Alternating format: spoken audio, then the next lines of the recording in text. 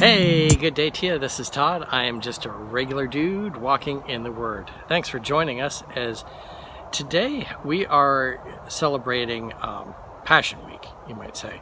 We're going to be having episode Thursday, and this is entitled Jesus Preparing His Disciples for Coming Events.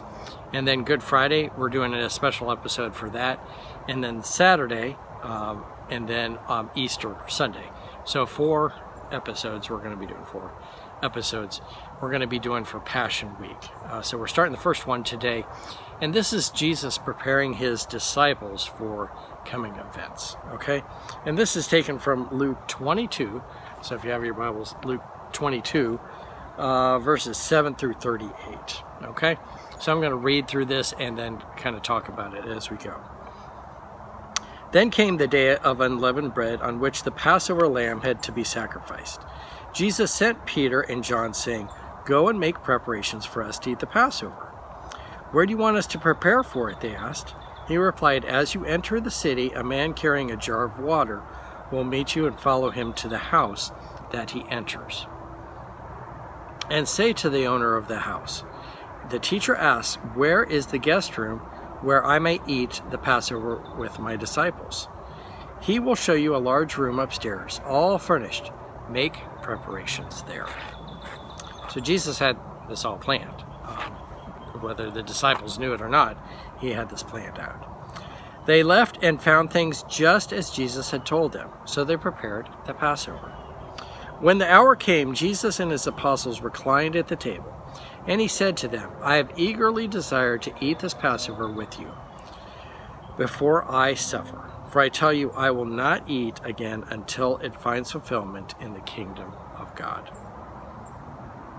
After taking the cup, he gave thanks and said, "Take this and divide it among you. For I tell you, I will not drink again from the fruit of the vine until the kingdom of God comes." Now this would have been like kind of a big community cup, you might say. Back when I was doing construction, you'd have a water cooler and you'd have some cup that some guy got at 7-Eleven, and everyone would drink from that. Nowadays, we don't do that, but and so they were doing that. They were all drinking from the same cup. Verse 19, "And he took the bread and gave thanks and broke it, and gave it to them, saying, 'This is my body, given for you. Do this in remembrance of me.'" Okay. Again, it wasn't a loaf of Wonder Bread, all sliced up, but it was, a loaf of bread that wasn't sliced, and you break off chunks of it, and pass it out, or each pass it around and take off a chunk, which you wanted. Verse 20, "In the same way, after supper, he took the cup, saying, 'This cup is the new covenant in my blood, which is poured out for you. But the hand of him who is going to betray me is with mine on the table. The Son of Man will go as it has been decreed. But woe to that man who betrays him.' They began to question among themselves which of them it might be who would do this." Now keep this in mind. Jesus is spending his Last Supper here with the one who's going to betray him. And Jesus knew good and well who it was that was going to betray him.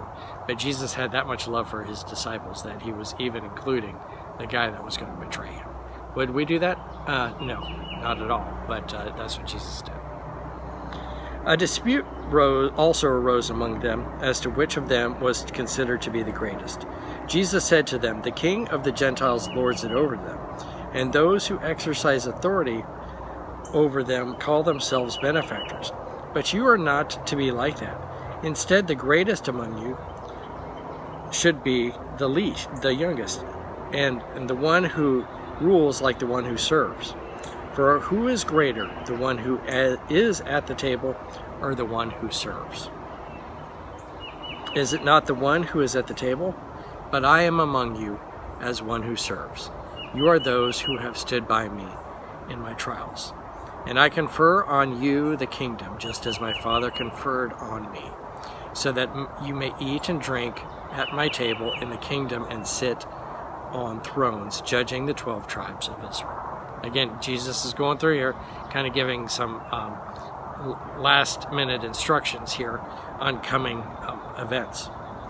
Verse 31, Simon, Simon, Satan has asked to sift all of you as wheat, but I have prayed for you, Simon, that your faith may not fall. And when you have turned back, strengthen your brothers. But he replied, Lord, I am ready to go with you to prison and to death. Jesus answered, I tell you, Peter, before the rooster crows today, you will deny me 3 times that you knew me. Then Jesus asked them, when I sent you out without purse, bag, or sandals, did you lack anything? Nothing, they answered.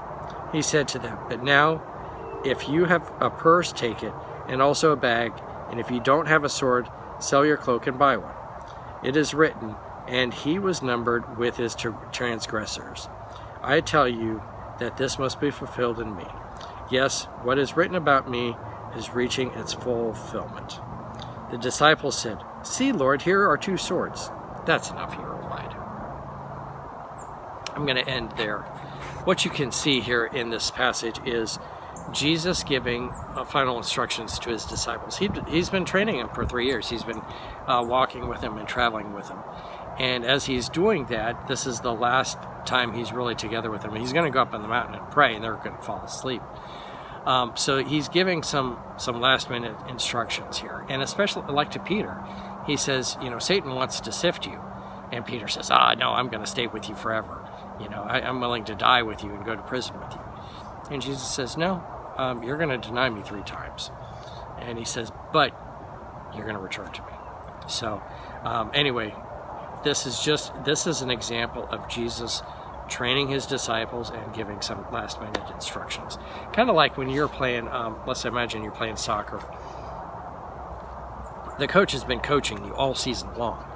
But in the locker room, right before the game starts, he gives you some last-minute instructions. I want you to go here, play this position, and do this. Don't forget this when you do this. All these things. And that's what Jesus is doing here. He's giving some last-minute instructions before it all comes down in his crucifixion and resurrection. Thank you for joining us as we are looking at Passion Week, and I look forward to seeing you tomorrow as we celebrate Good Friday. We'll see you then. Lord's blessing to you.